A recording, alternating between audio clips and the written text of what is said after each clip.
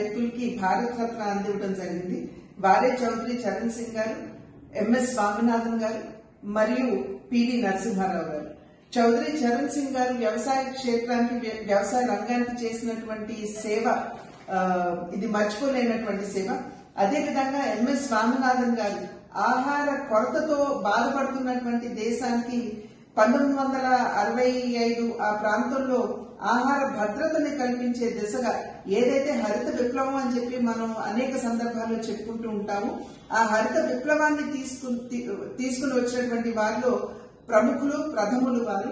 కనుక అటువంటి వారిరువురికి కూడా ఈ రోజు భారత రత్న అందివ్వడం అనేది చాలా సముచితమైనటువంటి నిర్ణయం. అదేవిధంగా పివి నరసింహారావు గారు తెలుగువారి ముద్దు బిడ్డ.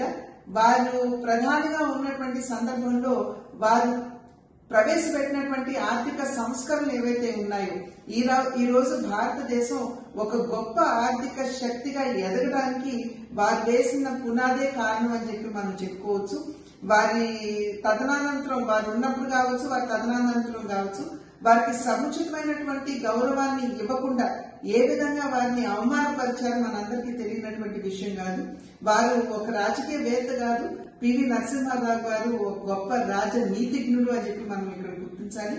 కనుక అటువంటి ముగ్గురు విశిష్టమైనటువంటి వ్యక్తులకి ఇవాళ భారత రత్న నరేంద్ర మోడీ గారి నాయకత్వంలో కేంద్ర ప్రభుత్వం ఇవ్వడం అనేది ఇది ప్రతి ఒక్క భారతీయుడు కూడా స్వాగతించదగ్గ విషయంగా నేను భావిస్తున్నాను.